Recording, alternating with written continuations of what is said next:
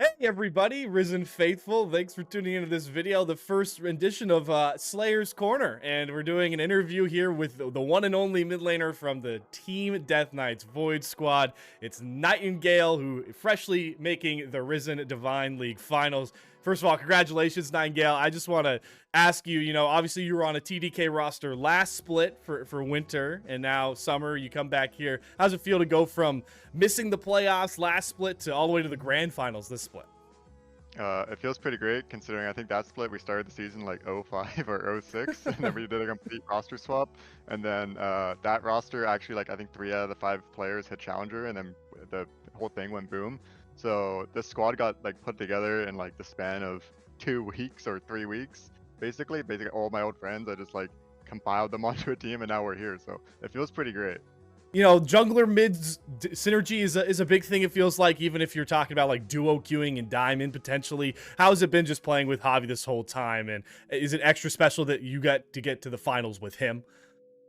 Yeah, of course. I won like some weekend tournaments, and I think I won one other league with Hobby, but I played with him for like 4 years, ever since like the start of COVID when we started up a team back on lockdown. I honestly don't even think that we synergize like together like the perfect mid jungle duo, like we're just in each other's minds, but like personality wise we just get together so well. So we both look at the game the same way, so we're just kind of on the same level like that. We both know our jobs and we both do them extremely well. I kind of want to talk about the road that you guys got here to the grand finals, but most Risen fans, we really only got to see you guys play against Iridescent Dawn Neon. Talk to me about, what the road was like for you guys getting to that upper bracket grand finals and what you saw from Iridescent Dawn Neon as they went on their little bit of a Cinderella run as well.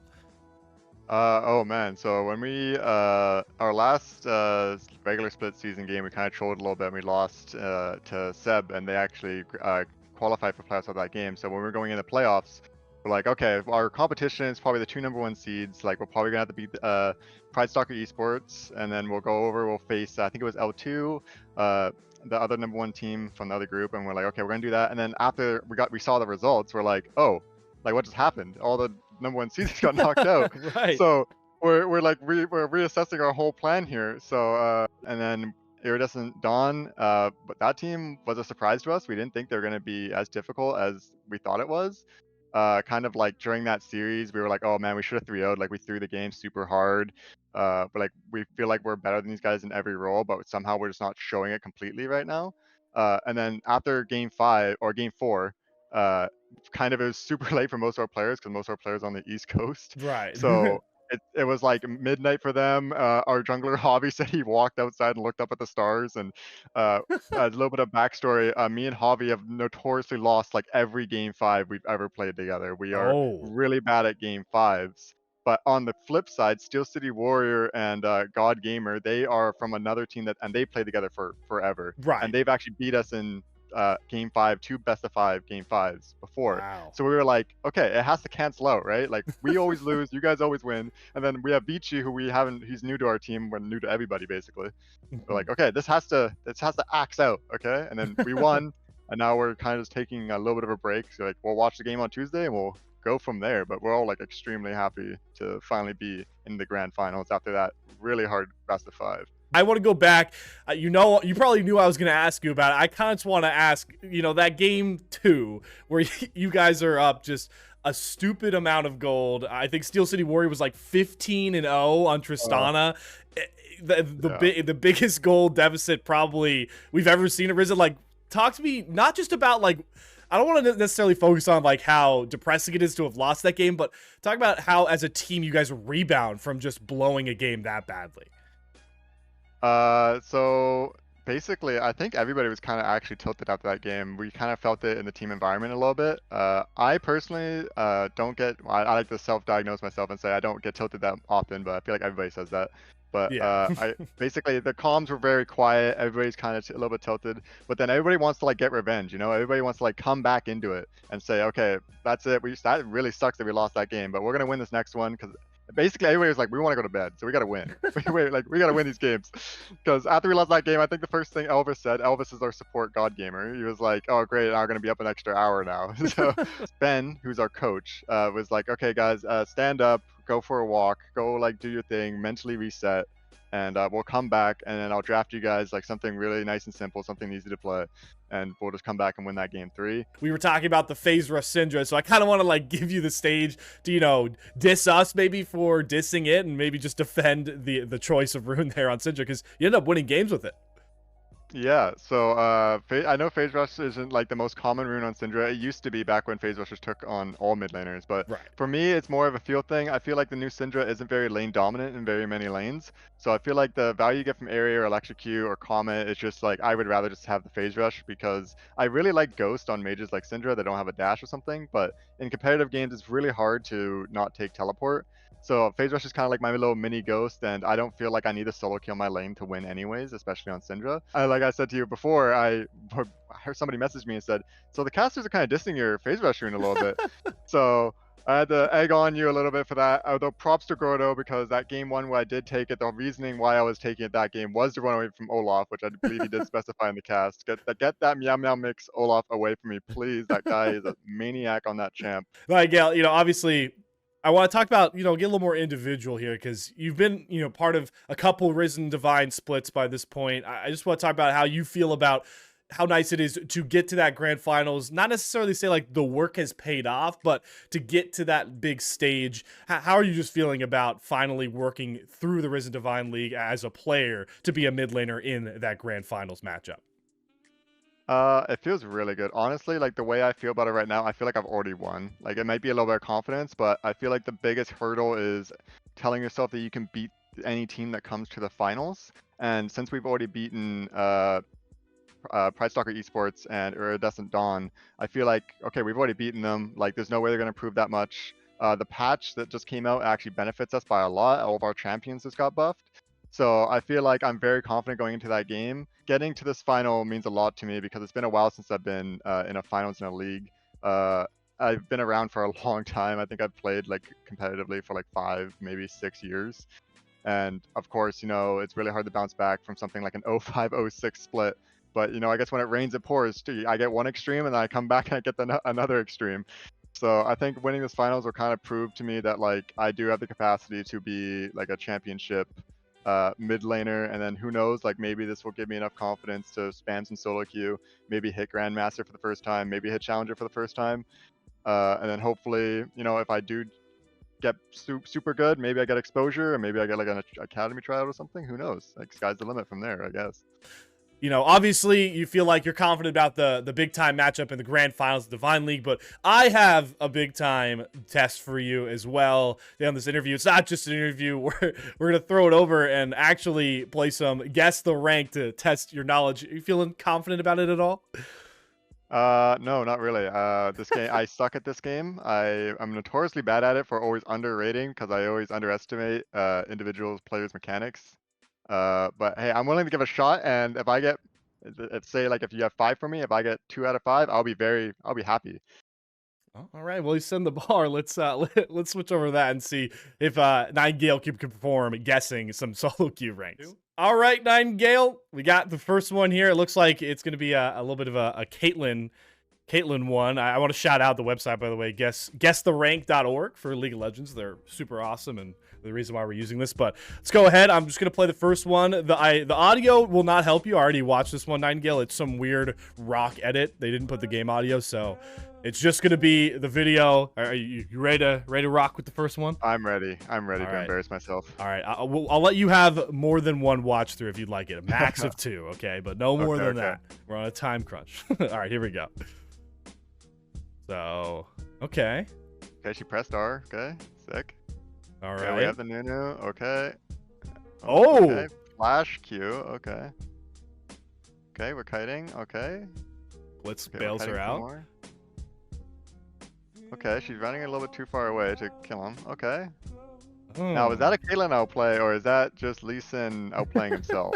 All right, well, I'll give it. You want one more watch, or where are you feeling right? Where are you feeling right now? I think I'm fairly confident on the range of this elo. This range has to be between gold and platinum. Gold and I don't platinum. think it's quite diamond. I think diamond would be a little bit. I feel like the Lee Sin would have dodged the trap. And right. I feel like listen, in my games, if that's my Nunu, that Nunu is running at the Veigar. I don't care if he's gonna die. He's running at the Veigar and he's gonna kill the Veigar. So Okay. I want to go with gold, but I'm notoriously for underestimating, so I'm kind of want to go into platinum. But I think I'm gonna do what I normally do. I'm gonna go gold for this one. All right, we're locking in gold. Let's see. Okay, Oh, silver. Okay. silver. So you underguessed, or I guess you overguessed. I You overguessed. Yeah. Okay. Well, that's also Okay, what. okay. Okay, so that's the second most. Most people also are thinking that it's gold. So not far off. Not far off. Okay. I'll take it. All right, let's see what the next one looks like, because we have to. Oh, the sound's already off. So okay, never mind. So we're ready to go with the next one. I kind of exposed it with the title. So Silas versus Galio V1. Okay, this is also only an 11-second clip. It must be a real definitive one here. So last one was silver.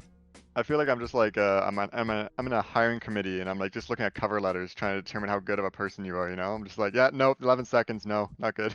Yeah, right, exactly. No, it's not long enough. All right, well, I feel like this one's going to be rewatch worthy, but let's jump in the first one. You talk me through what you're saying. Okay, well, it looks like Galio's dead if I'm just looking at this from a snapshot. He has Ignite. Okay. Ooh, the Silas doesn't have mana for W. Okay. All right. That one we definitely. Well, let's run that one back, because that was. Let's run that one back. Yeah. All right. Not much going on, but I have an idea. If this is a higher elo Galio, he's Eing backwards towards the Leona, because when you E forwards there, he's going closer to the Leona. So Leona, if she's good, would just auto him there. But so that gives me a little bit of a hint there. And the Silas obviously doesn't know his mana count, although he probably thought that he was just going to kill the Galio with the E. Yeah. Also, Diana does absolutely nothing the entire time. I think that's a Diana. Is there a Diana in the video? Isn't that? Oh, is that? Oh no, that's the Diana. Oh, I thought that was the Leona. Oh, yeah. That's the Diana. Okay. Yeah, so that's jungler. That changes something though, 'cause that's a jungler saying, I want my mid laner to have the kill. True. But if this was a higher elo, that jungler's taking the kill. Okay, that jungler's trying to carry, especially on Diana. So, ooh, okay. Right. I'm saying same range as before. I think it's gold platinum again. I don't think this is silver. I'd be a little bit surprised if it was silver.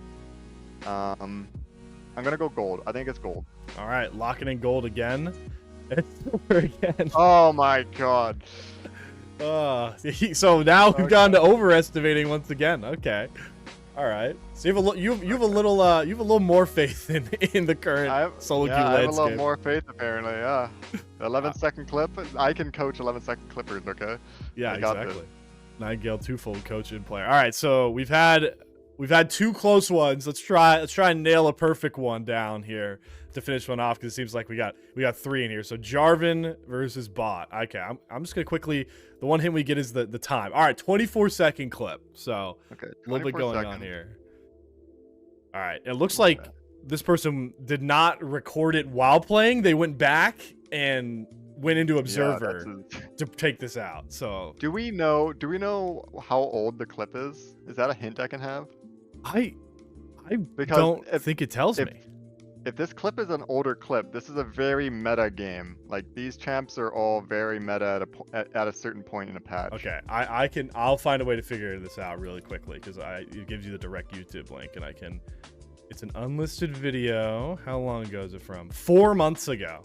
Okay. 4 months ago. Okay, so I think this is a pretty meta game then. That's LeBlanc mid with a Vigar. I believe it's 4 months ago when Vigar was pretty broken. Udyr top, yeah, that makes sense. Okay, so I'm already getting a feeling this is a higher elo game just based off the champions played, except for the Vayne. The Vayne's a little bit weird. Yeah, but the Melio and Yuumi definitely would be right around when these two enchanters were just busted in the meta, right? For those bottom lanes. Okay. Especially with the Olaf top. Yep. It's not Meow Meow Mix, folks, I promise. It's not Meow Meow Mix. I'm not getting PTSD. All right, you ready to roll with the last one? I'm ready. Let's do it. All right, talk me through this final clip. Okay. So something happened. It looks like Mumu got a gank off. Okay.